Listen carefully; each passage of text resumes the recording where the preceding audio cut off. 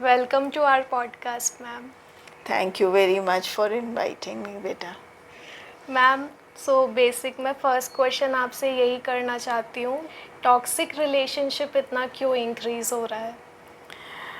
Toxic का मतलब होता है सबसे पहले कि हम जहर, हिंदी में हम बोलते हैं, तो जहर किसी भी तरह का हो वो तो नुकसानदेह होता है। और जैसे कि हम मानव हैं, तो मानव में एक स्त्री है और एक पुरुष है। तो जब स्त्री पुरुष के संबंध से ही हमारा समाज हम आगे बढ़े हैं आज तक, है ना। तो अगर उन संबंधों में जहर आ गया या करवाहट आ जाती है तो उसको हम बोलते हैं टॉक्सिक रिलेशनशिप।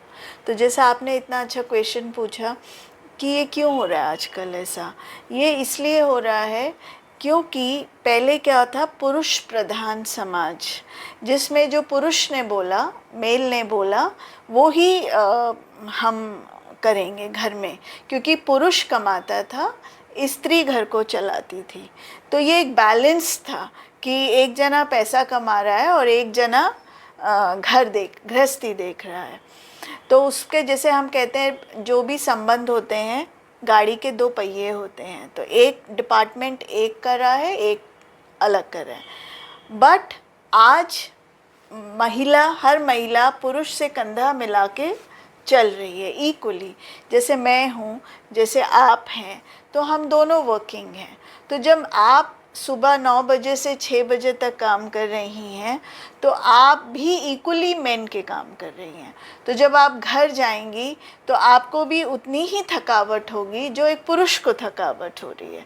तो रिलेशनशिप में चूँकि हमारा जो समाज का ढर्रा है वो इस प्रकार चल रहा है कि सदियों से पुरुष जब आता है तो वो घर में कुछ काम नहीं करता, क्योंकि वो बाहर से काम करके आ रहा है, और स्त्री घर में है तो वो उसको खान पान आराम का ध्यान रखेगी। बट अब समय बदल रहा है, अब स्त्री पुरुष दोनों घर में साथ में घुसते हैं।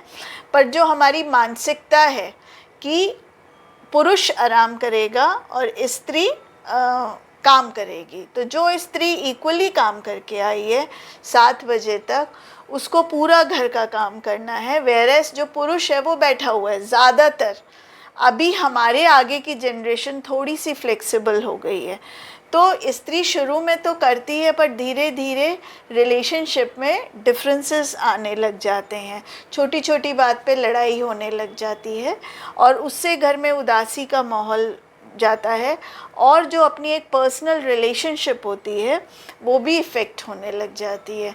तो उसको हम हिंदी में कह सकते हैं कि धीमा जहर धीरे धीरे स्टार्ट होता है, और वो रिलेशनशिप शादी के बाद ऐसी होती जाती है। पर टॉक्सिक रिलेशनशिप शादी से पहले भी हो जाती है।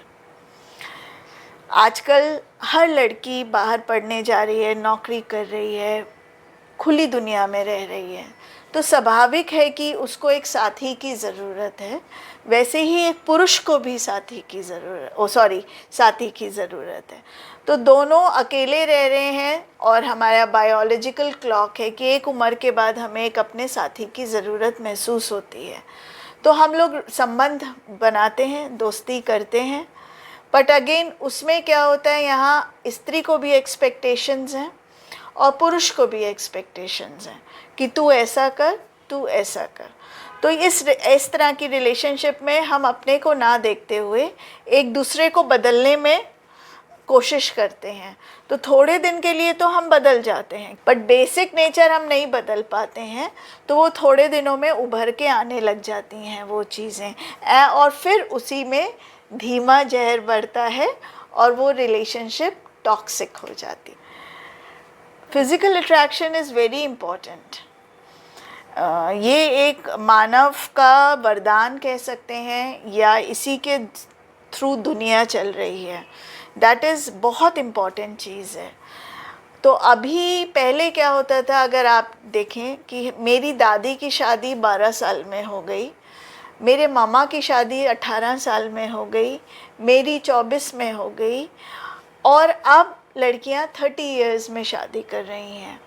पर ठीक है, हम कर रहे हैं क्योंकि हमारा करियर है, हमारी जॉब्स हैं, हमारे सपने हैं, हमें पूरे करने हैं। पर जो ईश्वर ने हमारा बायोलॉजिकल क्लॉक बनाया है कि इस उम्र में तुम चलना सीखोगे, फिर तुम बोलना सीखोगे, तुम्हारे को क्लियर दिखना शुरू होगा, तो हमारे जो बॉडी, फिज़िकल बॉडी के माइलस्टोन्स हैं वो वैसे ही हैं।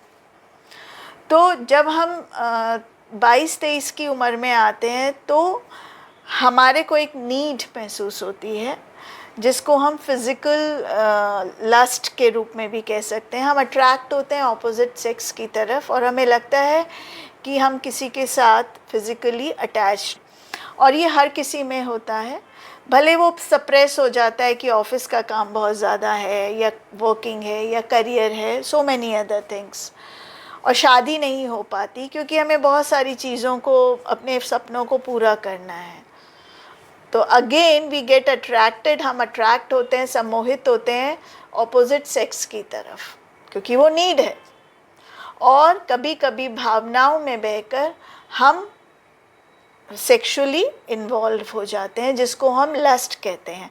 फिर बाद में हमें रियलाइज़ होता है नहीं, ये लड़का नहीं है वो जिसके साथ मैं जीवन बिताना चाहती हूँ, ये वो लड़की नहीं है जिसके साथ, तो हम उससे फिर दूर भागना चाहते हैं। तो उसको वो हम लस्ट कहते हैं, जो चीज़ हमने यूज़ करी एक ऑब्जेक्ट की तरह, दैट इज़ लस्ट। तो ये बहुत बड़ा कारण है, हम शादी से पहले फिज़िकली इन्वॉल्व हो जाते हैं क्योंकि नीड है ना वो हमारी, और हमें अभी ऑफिशियली किसी के साथ भी एंगेज नहीं होना है, पर नीड है तो वो पूरी भी करनी है, that is. So ma'am, emotional connection ज़्यादा इम्पोर्टेंट है या फिज़िकल कनेक्शन? ये दोनों एक दूसरे से रिलेटेड हैं, ये कि सर्कल है ऐसे। जैसे आप अगर, फिर मैं कहती हूँ हमारे टाइम पे जाएंगे तो अरेंज मैरिजेस होती थी, और आप देखिए कि हमारे मम्मी पापा कभी लड़ते या ज़ोर से बोलते नहीं दिखाई दिए, या उनमें बहुत, वो बोलते नहीं थे फिर भी एक दूसरे की बात को समझ लेते थे। अभी हम कहते हैं हमें बात करनी चाहिए, टाइम स्पेंड करना चाहिए, कम्युनिकेशन, बट पहले तो इतना हम नहीं देखते थे, मम्मी पापा को आपस में साथ बैठे हुए भी नहीं हम देख पाते थे, बट वो अंडरस्टैंड करते थे एक दूसरे की नीड। वो कैसे हुई? शादी के बाद वो शादी से पहले एक दूसरे को नहीं जान रहे हैं, उनके पिताजी ने कहा ये लड़की है शादी करो, वो लड़का है शादी करो, ऐसा होता है, और वो शादी कर लेते हैं। तो पहली चीज़ क्या आती है? Physical relation. तो दे गेट इन्वॉल्व सेक्शुअली। तो जैसे ही वो सेक्शुअली इन्वॉल्व होते हैं तो ब्रेन में हैप्पी हार्मोन्स जनरेट होते हैं, है ना। तो वो फिज़िकल रिलेशनशिप, जैसे ही हमें लगता है कि दिस इज़ द गर्ल, यही लड़की है, यही लड़का है, हम उसके साथ और अटैच्ड होते हैं। तो आप एक दूसरे से कनेक्ट हो रहे हो, तो जब आप एक दूसरे से कनेक्ट हो रहे हो तो you start loving each other. तो इसमें हम ये नहीं कह सकते कि ये पहले है कि वो पहले है, ये एक सर्कल है जो एक दूसरे से रिलेटेड है।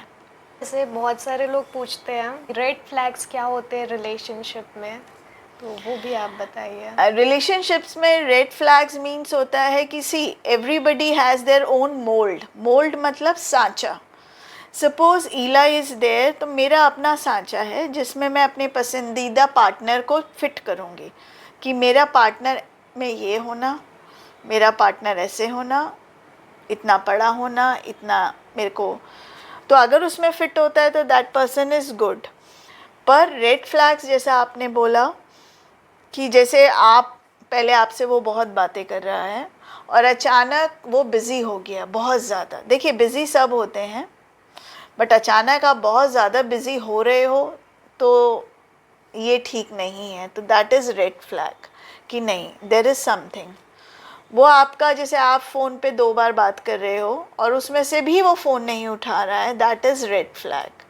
वो आपको अपनी बारे में चीज़ें नहीं बता रहा है, टाल मटोल कर रहा है, तो दैट मीन्स कि वो जो दूसरा पार्टनर है, चाहे वो लड़की है चाहे लड़का है, वो रेड फ्लैग्स है कि आप सतर्क हो जाओ कि या तो ही डजंट लाइक यू या ये किसी और को पसंद करता है। उसके बिहेवियर से हमें पता चलने लग जाता है। वो अवॉइड करेगा, हमको हर बात नहीं बताएगा, अपना फ़ोन छुपाएगा, अपने फ़ोन में पासवर्ड डालेगा, कहाँ जा रहा है, छोटी छोटी बात पे गुस्सा हो जाएगा। सपोज़ किसी लड़की ने पूछा या लड़के ने पूछा लड़की से, तुम कहाँ जा रही हो, तुम तो यही बात पूछते रहते हो।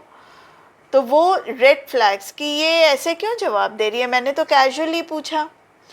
तो वहाँ पे पार्टनर को सतर्क हो जाना चाहिए कि ये रिलेशनशिप में कुछ ना कुछ शॉर्टफॉल है। एंड चीटिंग पार्टनर्स, जब आप किसी रिलेशनशिप में हो या मैरिज भी अगर किसी की चल रही है, तब भी कोई एक चीट कर देता है, तो उसके पीछे की क्या वजह होती है? बहुत सारी वजह होती है। कई बार ऐसा होता है लाइफ मोनोटोनियस हो जाती है। जैसे हम चाय पीते हैं ना, तो अभी गर्मी है तो तो हम लेमन टी पियेंगे, उसमें हम बर्फ़ डाल लेंगे क्योंकि गर्मी है। फिर अभी बारिश आएगी तो हम पियेंगे अदरक वाली चाय, ठंडा ठंडा मौसम। फिर सर्दी आएगी तो इलायची मसाला टी पी लेंगे। तो जैसे जैसे मौसम बदलता है, आप देखो हमारा खान पान भी बदलता है।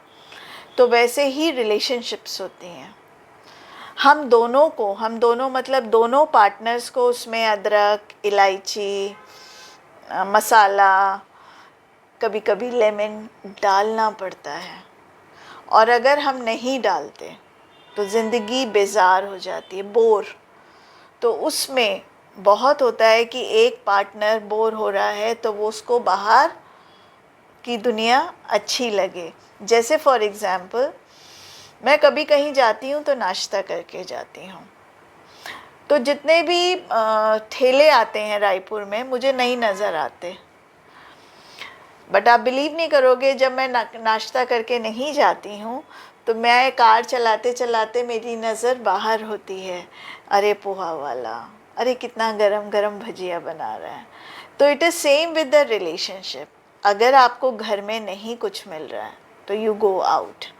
तो यहाँ पे दोनों पार्टनर्स को कुछ कुछ अदरक, इलायची, लौंग, मसाला डालना पड़ेगा रिलेशनशिप में बराबर। ऐसा नहीं कि लड़का ही डाले, ऐसा नहीं कि लड़की ही डाले। दूसरा रीज़न ये हो सकता है कि पर्सन को आदत ही है।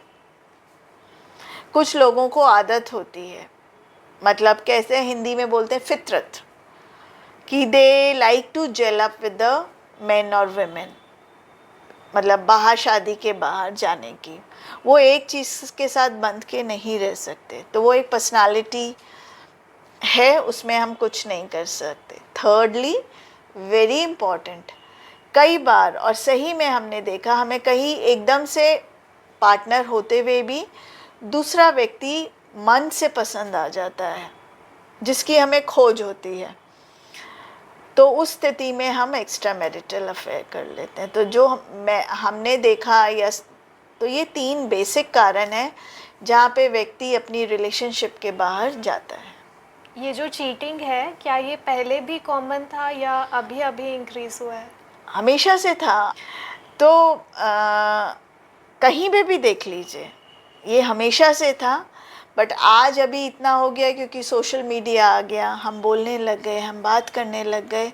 बट ये जब से मानव जीवन धरती पे है, ये तब से है, क्योंकि ये इमोशंस हैं, ह्यूमन इमोशंस हैं, मानवीय संवेदनाएं।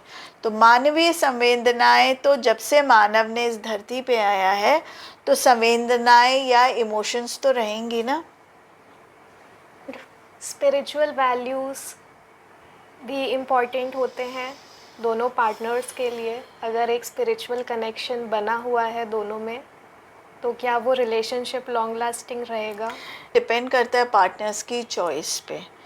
अगर वो स्पिरिचुअली एक दूसरे से कनेक्टेड हैं and they believe in to that, तो वैसे ही हर इंडिविजुअल यूनिक होता है, मनोविज्ञान कहता है। कोई भी एक जैसा नहीं होता। 2 भाई बहन होते हैं, एक ही फैमिली में रहते हैं बचपन से, बट वो अलग होते हैं। तो ह्यूमन थॉट हमेशा एक दूसरे से अलग होता है। तो स्पिरिचुअलिज्म, सबकी अपनी अपनी चॉइसेस होती हैं। अल्टीमेट एम हमारा ये होना चाहिए कि हम कितने खुश हैं। Am I happy with this women या विद दिस मैन। और शॉर्टफॉल सब में होते हैं, नो वन इज़ परफेक्ट। तो क्या उसकी पॉजिटिव, उसकी अच्छाइयाँ देखकर मैं खुश हूँ, तो फिर ज़िंदगी स्वर्ग है। हेल्दी रिलेशनशिप्स कैसे मेंटेन करना चाहिए? सबकी अपनी अपनी एक डेफिनेशंस होती हैं। अगर हेल्दी रिलेशनशिप में हमें एक तो फेथ होना चाहिए कि मेरा जो पार्टनर कर रहा है वो हमारे बेटरमेंट के लिए करे। हमारा मीन्स हम दोनों। स्पेस देनी चाहिए, एक दूसरे को रिस्पेक्ट करनी चाहिए, और बोलने से पहले सुनना चाहिए कि दूसरा व्यक्ति क्या कहना चाह रहा है, फिर एनालिसिस करके बात करनी चाहिए। That is the only tip for the healthy relationships. One more thing ma'am, कि जैसे पास्ट में किसी का टॉक्सिक रिलेशनशिप रहा है और काफ़ी ट्रॉमा एक्सपीरियंस किया है, तो उस केस में फॉर कमिंग फ्यूचर कैसे प्रिपेयर करना चाहिए? बिकॉज बहुत सारे ऐसे लोग हैं जिन्होंने फेस किया है ये चीज़ को। अगर हमें एक रिलेशनशिप अच्छी नहीं मिली, टॉक्सिक मिली, तो वो मेरा पास्ट था। Past is always lesson to learn, always remember, past is never repeated. Future तो मुझे नहीं पता कल क्या होगा, मुझे नहीं पता था आज हम और तुम मिलने वाले हैं, बट मुझे अभी ये पता है कि अभी मैं और आप साथ में हैं। तो कोई भी रिलेशनशिप को हेल्दी बनाने के लिए कभी भी अपनी जो पुरानी रिलेशनशिप से है उससे कंपेयर नहीं करो। उसकी लेसन लेकर कि उस रिलेशनशिप में मेरे साथ ऐसा हुआ था, तो I will take a precaution लेकर इस रिलेशनशिप को आज में जियो। और जो पार्टनर में अगर थोड़ी सी कमियां हैं उसको नज़रअंदाज करते हुए, हर व्यक्ति में अच्छी बात होती है दो, उसको देखते हुए अपना जीवन बहुत खूबसूरत बनाओ। तो उससे क्या होगा, अगर आज सुंदर है तो टुमारो अपने आप सुंदर होगा। अगर टुमारो सुंदर है तो नीचे के पास्ट अपने आप अच्छे हैं, तो हमारी ज़िंदगी बहुत खूबसूरत बन जाएगी। मैम, एडिशनल आपका क्या मैसेज है यंगस्टर्स के लिए जो भी ये वीडियो देख रहे हैं रिलेशनशिप के ऊपर? मैं हर आज के यंगस्टर्स को मेरा ये मैसेज होगा कि आप ज़रूर रिलेशनशिप में जाइए, पर relationship is not to change your partner. Relationship means to accept the partner the way he और शी इज़। वो जैसा भी है आप उसको एक्सेप्ट करिए, उसके हमेशा से 4 पॉजिटिव पॉइंट्स देखिए, शॉर्टफॉल्स को हटा दीजिए, ज़िंदगी चल जाएगी। Thank you so much ma'am, आपने टाइम निकाला। Thank you. मैम।